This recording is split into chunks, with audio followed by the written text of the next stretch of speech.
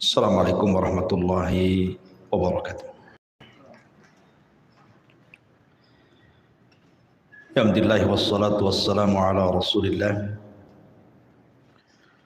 wa ala alihi wa sahbihi wa mawalah wa la hawla wa la quwata illa billahi wa ba'd. Alhamdulillah, di pagi menjelang siang ini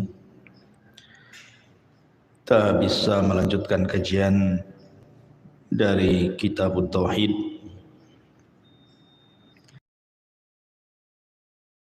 ke 32 tentang bab yang bicara tentang tawakal.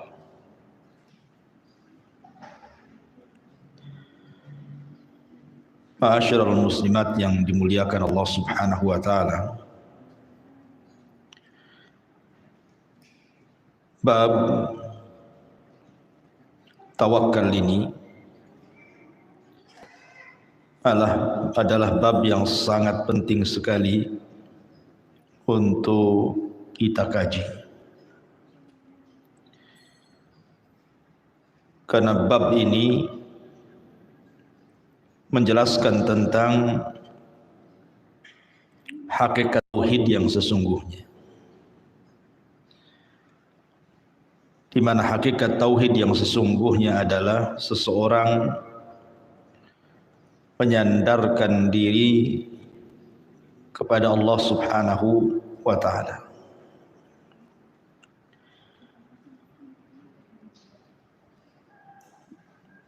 Di sini muallif rahimahullahu taala membawakan beberapa dalil dari ayat-ayat dalam Al-Quran dan juga hadis-hadis Nabi sallallahu alaihi wasallam tentang pentingnya tawakal atau menyandarkan diri kepada Allah Subhanahu wa taala. Di antaranya beliau mencantumkan ayat qaulullah ta'ala wa 'alallahi fatawakkalu in kuntum mu'minin. Maka kepada Allah lah kalian bertawakal jika kalian betul-betul beriman. Ayat ini menunjukkan bahwa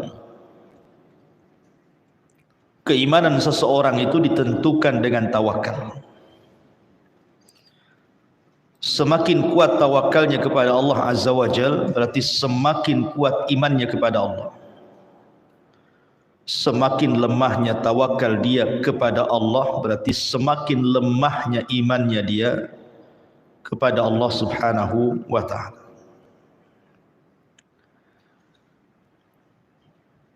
Ada beberapa kisah yang menarik seputar tawakal.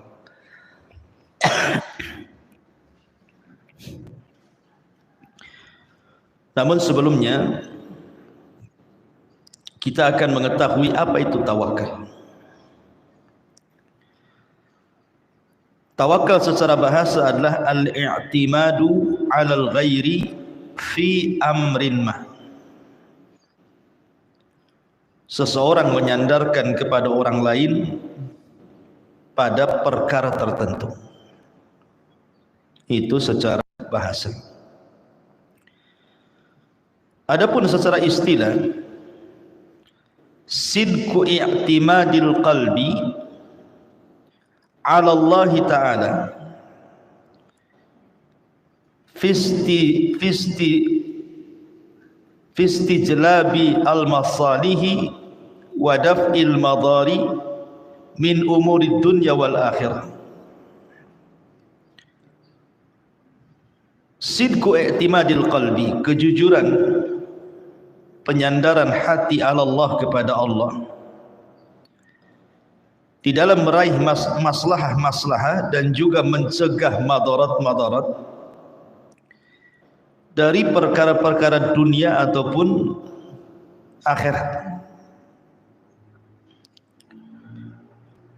Dari definisi ini kita tahu bahwa tawakal adalah menyandarkan secara mutlak hati kita kepada Allah Subhanahu wa taala di dalam meraih sebuah manfaat ataupun mencegah sebuah madarat.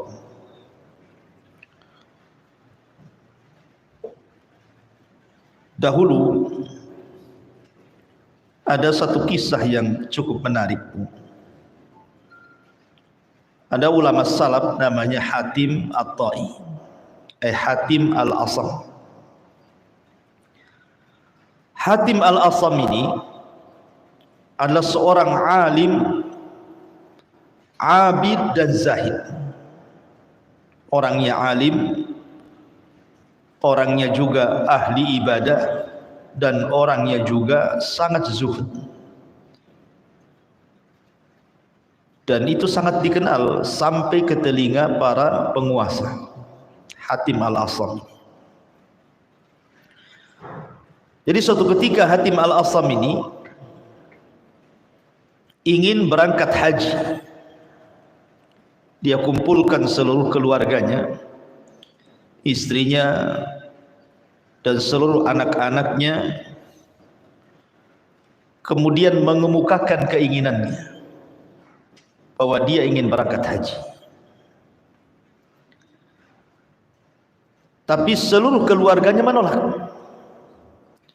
dan mengatakan, kalau engkau berangkat, lalu siapa yang akan mencukupkan kehidupan kami di sini?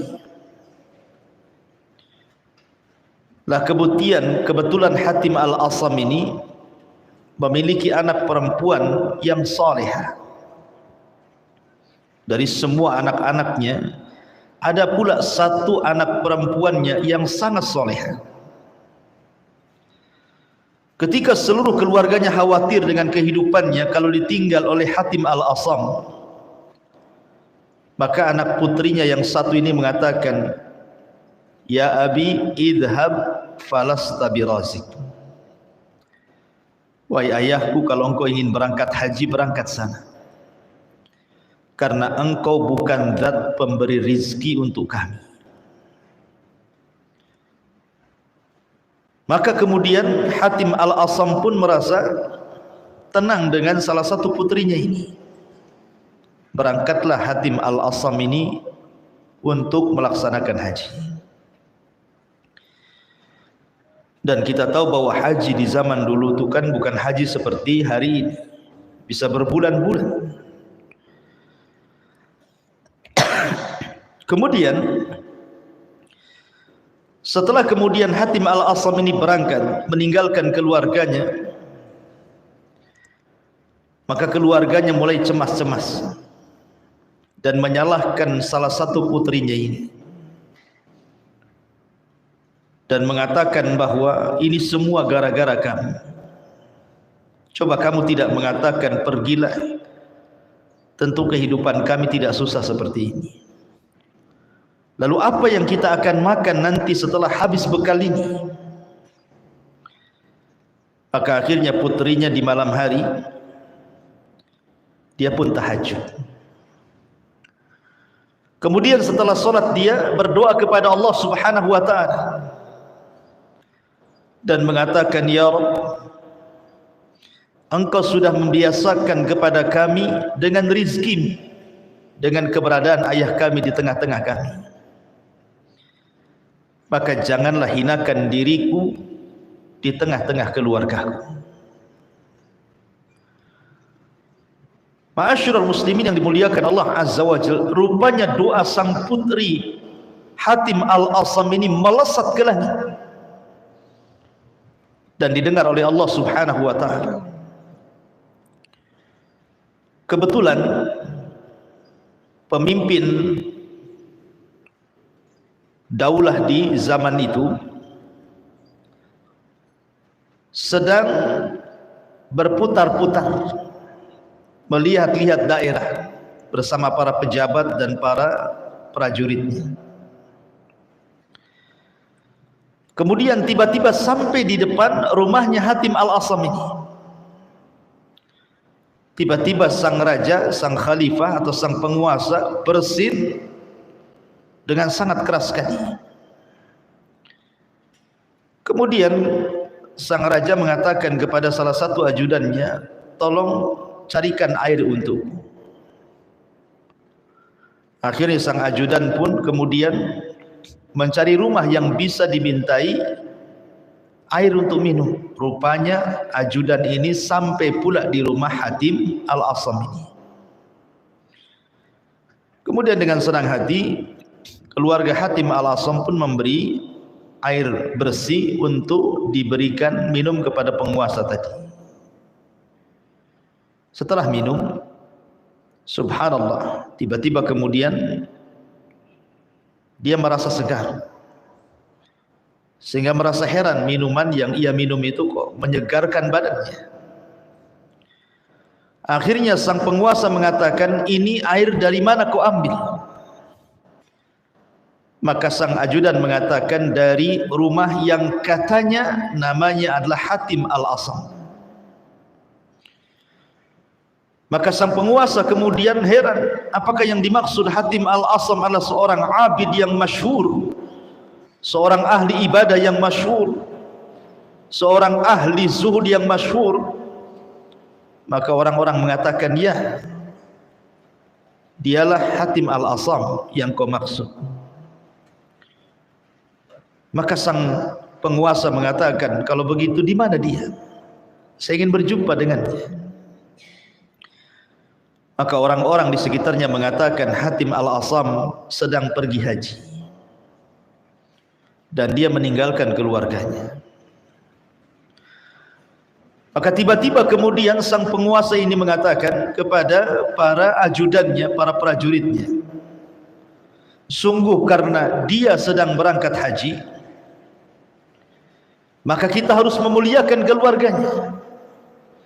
Kemudian sang penguasa pun mengeluarkan beberapa uang dinar, kemudian mengatakan, maka siapa yang mencintai diriku, kalian harus mengikuti apa yang kulakukan.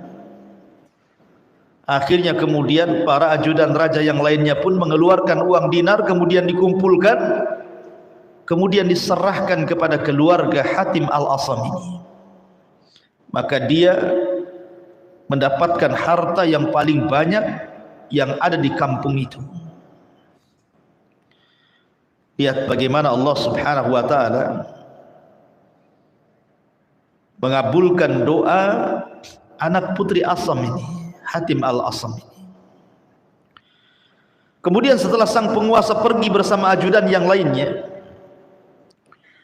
tiba-tiba kemudian anak perempuan Hatim Al-Asam ini menangis.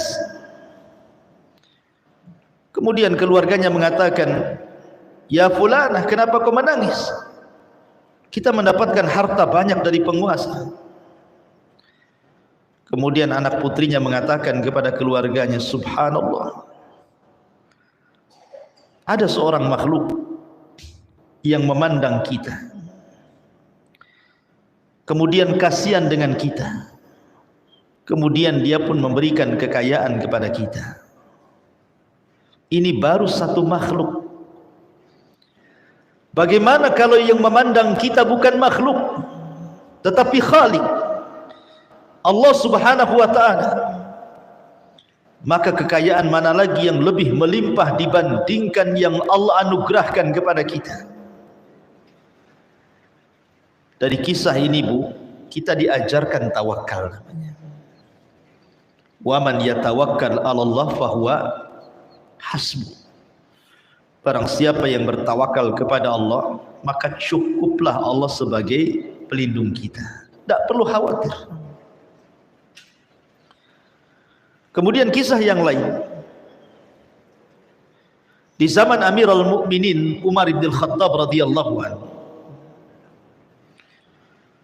Umar bin Khattab radhiyallahu anhu berjumpa dengan seorang bapa yang sedang menggandeng putranya. Umar pun heran. kenapa ada anak yang mirip sekali wajahnya dengan ayahnya, mirip kurang lebih fotokopiannya. Sehingga kemudian Umar bin Khattab radhiyallahu anhu bertanya kepada sang ayah ini, kenapa sampai mirip tuh anaknya dengan dia? Akhirnya kemudian sang ayah bercerita di hadapan Amirul Mukminin Umar ibn Khattab radhiyallahu anhu. Apa kisahnya? Dia mengatakan, ya Amirul Mukminin, dahulu aku punya istri yang sedang hamil dan mengandung, dan ketika itu kehidupan kami serba kekurangan. Maka aku mengatakan kepada istriku yang sedang hamil akan niatku untuk bekerja di tempat yang cukup jauh. Istriku melarangku karena tahu dia dalam kondisi hamil tidak mau ditinggalkan diriku. Maka akhirnya kemudian aku tenangkan istriku dan kuletakkan tanganku di perutnya, dan aku katakan, ya Allah, astaudiukallah, aku titipkan anakku ini kepadamu ya Allah. Jadi sang ayah ini mengatakan kepada istri yang sedang hamil dan meletakkan tangannya dan mengatakan, ya Rabb, aku titipkan anakku yang ada di perut istriku kepada Allah. Kemudian dia pun pergi. Setelah kemudian beberapa bulan yang harusnya istrinya sudah melahirkan, dia pun pulang. Dan dia ingin menyaksikan kelahiran putranya. Tetapi sesampainya di rumah, tiba-tiba rumahnya penuh sesak dengan orang. Kemudian dia bertanya, ada apa ini? Maka kerabatnya mengatakan, istrimu sudah meninggal dunia. Maka dia pun mengatakan, inna lillah wa inna ilaihi raji'un. Kemudian keluarga ini menceritakan kepada sang suami ini dan mengatakan, tahukah kamu bahwa ada peristiwa yang luar biasa yang terjadi kepada istrimu saat meninggal? Maka meninggal dunia. Kemudian kami kuburkan bersama anakmu yang ada di perutnya itu, karena kami sangka dua-duanya meninggal dunia. Setelah kami kuburkan,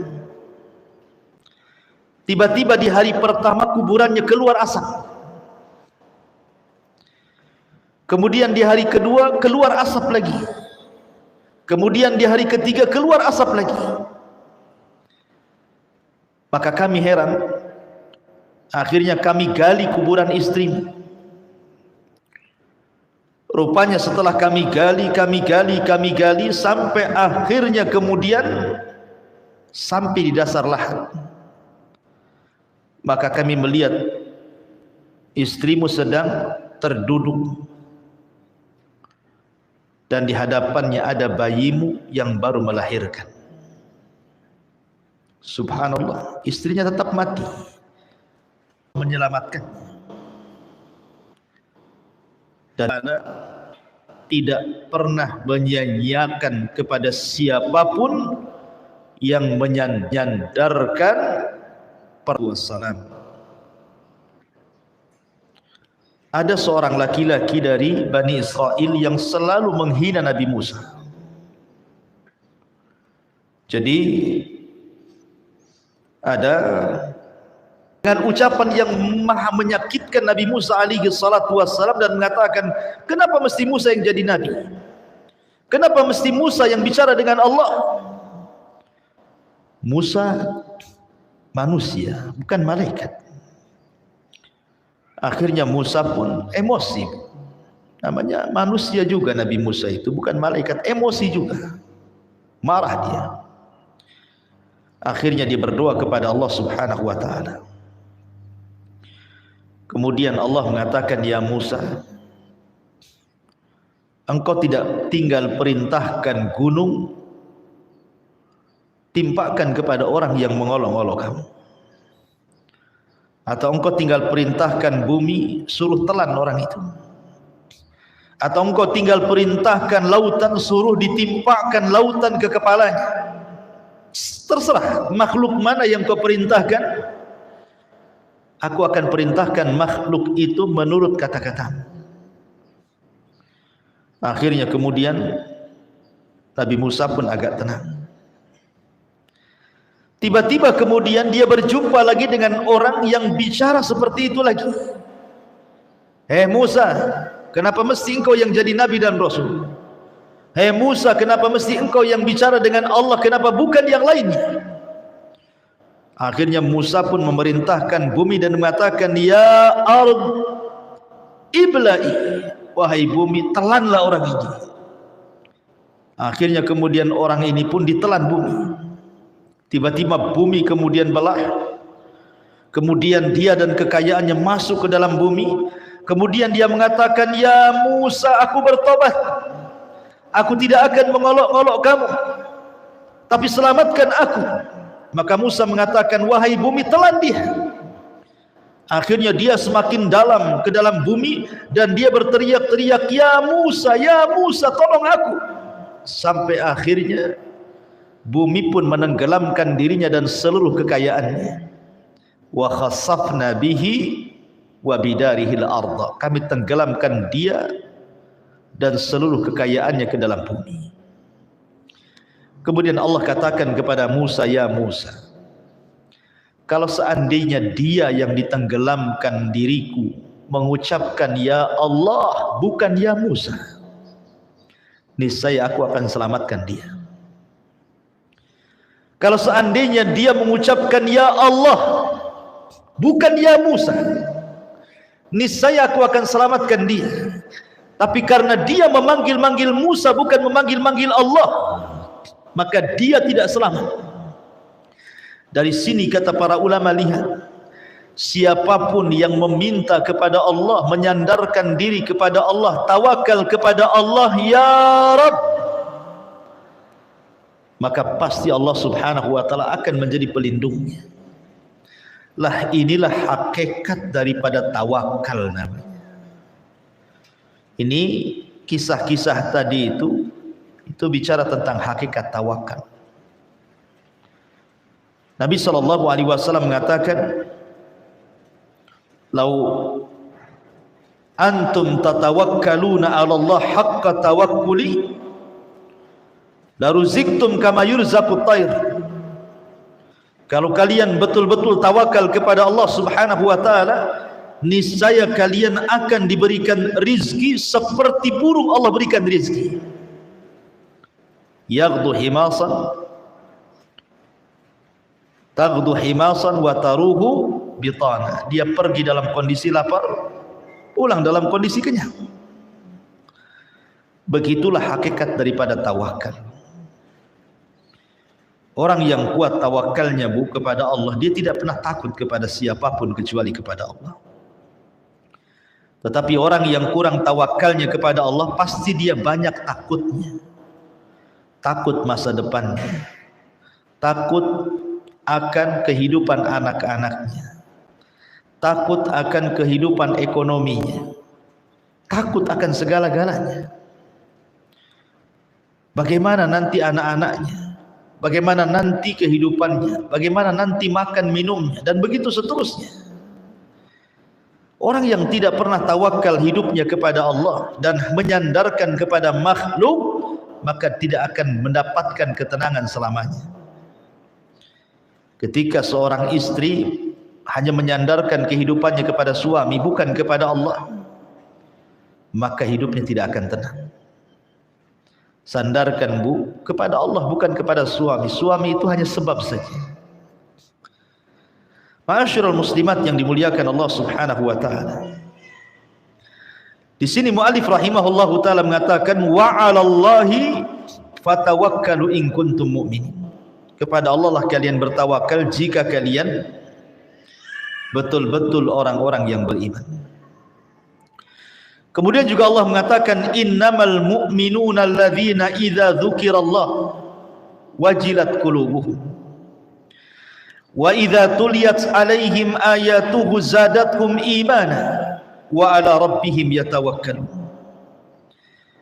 Sesungguhnya orang-orang yang beriman adalah orang-orang yang apabila disebut-sebut Allah bergetar hatinya, dan apabila dibacakan pada mereka ayat-ayat Allah bertambah keimanannya, dan juga atas Rabb mereka bertawakal kepadanya. Di sini juga menunjukkan bahwa sifat orang-orang yang beriman adalah orang-orang yang senantiasa bertawakal kepada Allah Subhanahu wa taala. Perintah tawakal di dalam Islam itu mencakup segala perkara. Bahkan saat tidur saja, Bu, saat ibu tidur, Nabi SAW mengajarkan satu doa yang isinya tawakal semua. Apa kata Nabi SAW dari hadis Bara bin Azib radhiyallahu anhuma? Kata Nabi SAW, "Idza ataita madja'aka fatawadda wudu'aka lis-shalah, thumma taji 'ala syikil ayman." Kata Rasul, apabila engkau hendak pergi ke pembaringan, ke tempat tidurmu, berwudulah seperti wudumu untuk salat, kemudian berbalinglah ke lambung sebelah kanan. Tsumma qul, kemudian katakan, Allahumma aslamtu wajhi ilaika wa fawwadtu amri ilaika wa aljahtu dhahri ilaika raghbatan wa rahbatan ilaika la malja'a wa la manja minka illa ilaika amantu bi kitabika alladhi unzil wa bi nabiyyika alladhi ursil fa in mitta min lailatika fa anta 'alal fitrah waj'alhunna akhira ma tatakallamu bih. Dalam riwayat fa in mitta 'alal fitrah fa in ishta 'ala khairin.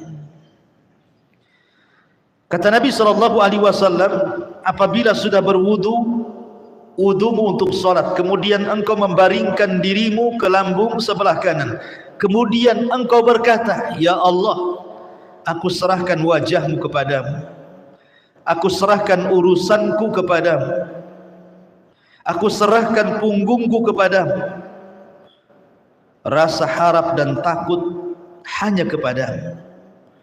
Tidak ada tempat lari dan tidak ada tempat selamat kecuali kepadamu. Aku beriman dengan kitabmu yang kau turunkan, dengan nabimu yang kau utus. Maka jika kita sudah membaca ini, kata Rasul, kalau engkau mati dan tidak hidup lagi besoknya, maka engkau mati di atas fitrah. Tapi kalau engkau dihidupkan, maka engkau hidup di atas kebaikan. Lihat,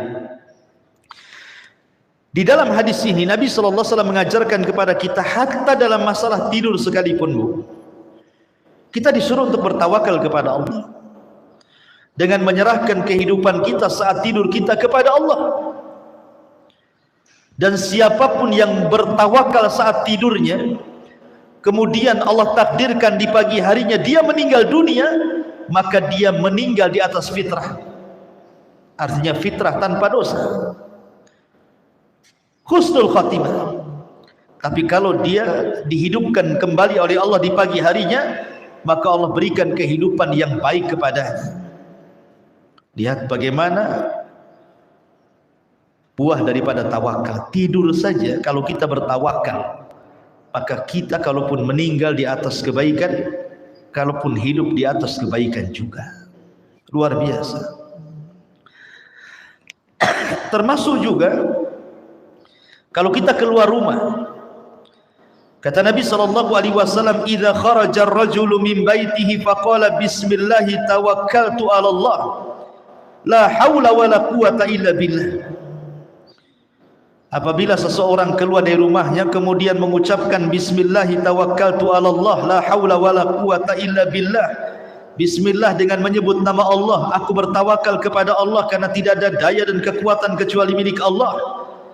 Maka akan dikatakan kepada orang ini, hudita wa kufita wa wukita, maka engkau akan diberikan hidayah, engkau akan dicukupi, dan engkau akan dihindarkan dari keburukan syaitan. Subhanallah. Ibu kalau keluar rumah nih, kayak sekarang nih, bukan keluar dari rumah ke pengajian, kita kan tidak tahu kondisi rumah seperti apa, Bu, ya. Boleh jadi rumah itu kemalingan, boleh jadi rumah itu kebakaran, lupa mungkin matiin kompor, boleh juga kebakaran karena korsleting listrik gitu ya, boleh juga karena mungkin ada musibah, ada gempa, ada apa, kita tidak tahu, Bu, kan. Kita meninggalkan rumah walaupun tidak jauh ke pasar, ke pengajian, kita tidak tahu kondisi rumah, kan. Yang bisa menjaga rumah kita hanyalah Allah. Makanya kenapa kita dianjurkan untuk menyerahkan rumah kita kepada Allah saat kita pergi, kan? Supaya rumah kita tidak diberikan keburukan, dan kita pun yang keluar rumah diberikan hidayah, dicukupi dan dijauhkan dari gangguan syaitan. Dan itu buah daripada tawakal. Luar biasa gitu ya. Ma'asyiral muslimat yang dimuliakan Allah Azza wa Jalla.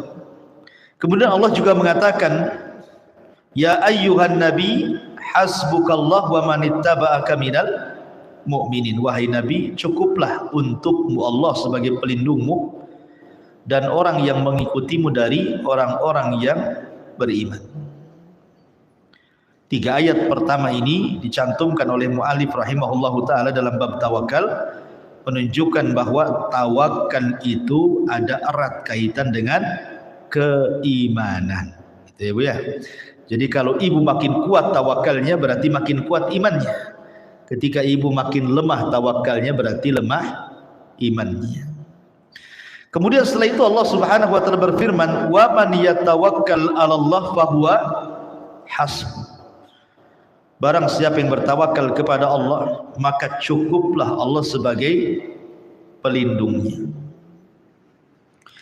Kemudian mu'allif mencontohkan kisah tentang Ibrahim alaihi salatu wassalam dan kisah Rasul kita Muhammad sallallahu alaihi wasallam.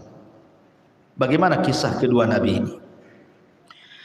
Dikisahkan dari Abdullah ibn Abbas radhiyallahu anhu maqala, hasbunallah wa ni'mal wakil. Qalaha Ibrahim sallallahu alaihi wasallam hina ulqiya finnar. Wa qalaha Muhammadun sallallahu alaihi wasallam hina qalu lahu innan nasa qad jama'u lakum fahshawhum fazadahum imana wa qalu hasbunallah wa ni'mal wakil. Rawahul Bukhari wa Muslim. Dari Abdullah ibn Abbas radhiyallahu anhu mengatakan, cukuplah Allah sebagai pelindung kami karena dia sebaik-baik pelindung. Kata-kata ini hasbunallah wa ni'mal wakil diucapkan Ibrahim ketika dia dilempar ke dalam api, dan diucapkan oleh Muhammad sallallahu alaihi wasallam ketika dikatakan kepadanya sesungguhnya manusia sudah berkumpul hendak menyerang, takutlah kepada mereka. Maka bertambahlah keimanan dan mengatakan, cukuplah Allah sebagai pelindung kami karena dia sebaik-baik pelindung. Jadi begini kisahnya. Ketika Ibrahim alaihi salatu wassalam diponis oleh penguasa Babil gara-gara menghancurkan berhala-berhala di zaman itu, dengan ponis dibakar hidup-hidup, maka sang penguasa Babil kemudian memerintahkan agar setiap rumah menyumbangkan 1 ikat kayu. Akhirnya kemudian kayu itu dikumpulkan di depan istana sehingga membumbung sampai setinggi istana. Maka mulailah dibakar kayu itu sampai kemudian apinya melebihi besarnya dan tingginya istana. Saking besarnya api itu. Kemudian Ibrahim alaihi salatu wassalam mulai dilempar dari manzani ke kobaran api itu. Saat melayang-layang Ibrahim di antara ketapel besar dan juga bara api yang siap menelannya, tiba-tiba para malaikat sudah siap untuk menolong Ibrahim. Bahkan pemimpin para malaikat Jibril dan juga Mikail menawarkan pertolongannya. Kemudian dikatakan kepada Ibrahim oleh malaikat ini, "Ya Ibrahim, mintalah pertolongan kepadaku," kata Jibril. Tetapi Ibrahim mengatakan, "Amma ilaika fala wa amma ilallahi fabala." Adapun harus meminta pertolongan kepadamu wahai Jibril, wahai Mikail, wahai para malaikat, tidak. Aku tidak akan meminta pertolongan kepada malaikat manapun. Tetapi kalau harus meminta pertolongan kepada Allah, kata Ibrahim, amma ilallah fabalah. Adapun kepada Allah, ya, aku hanya meminta pertolongan kepada Allah subhanahu wa ta'ala. Kemudian Ibrahim mengatakan, hasbunallah wa ni'mal wakil. Cukuplah Allah sebagai pelindungku dan dialah sebaik-baik pelindung. Ketika Ibrahim mengucapkan kalimat ini saja, maka Allah katakan kepada Ibrahim, "Kul ya naru kuni bardan wa salaman ala Ibrahim." Ya Ibrahim, katakan kepada api, wahai api, jadilah dingin, selamatkan Ibrahim. Jadilah dingin, selamatkan Ibrahim. Akhirnya kemudian setelah api menelan Ibrahim, ada yang mengatakan 3 hari, ada yang mengatakan 40 hari, wallahu a'lam. Setelah api padam, tiba-tiba kemudian manusia melihat rupanya Ibrahim masih hidup. Lihat bagaimana thamratu at-tawakkal. Ini disebut dengan buah daripada tawakal. Allah selamatkan Ibrahim karena tawakal dia kepada Allah Azza wa Jalla. Karena belum tentu kalau dia menyandarkan kepada para malaikat dia selamat. Tapi ketika dia menyandarkan kepada Allah zat penyelamat, maka Ibrahim pun diselamatkan. Lah ucapan yang sama, hasbunallah wa ni'mal wakil, itu pun diucapkan kepada Nabi oleh Nabi SAW saat Rasul mengalami kekalahan perang di perang Uhud. Kan perang Uhud itu kan kaum muslimin kalah. Rasul dihabarkan mati tetapi masih hidup. Akhirnya kemudian kaum muslimin banyak yang tunggang langgang lari dalam perang Uhud ini. Kemudian para sahabat pun setelah mengalami kekalahan, mereka pulang ke kota Madinah. Karena orang-orang musyrik Arab ini, Quraisy ini merasa bangga menang, mengalahkan Rasul dan pasukannya. Akhirnya kemudian dia ingin menghabisi Rasul dan pasukannya dengan mengirim pasukan yang jauh lebih besar dan ingin menyerang mereka di sebuah tempat namanya Hamrul Asad. Kemudian Abi Sufyan sebagai pemimpin mengatakan kepada seseorang yang dihantarkan untuk mengantarkan berita kepada Rasul, katakan kepada Muhammad bahwa kami orang-orang kafir Quraisy sudah menyiapkan pasukan besar untuk menyerang kedua kalinya setelah Uhud. Maka dihabarkan kepada Rasul bahwa orang-orang Quraisy sudah berkumpul dengan pasukan yang besar.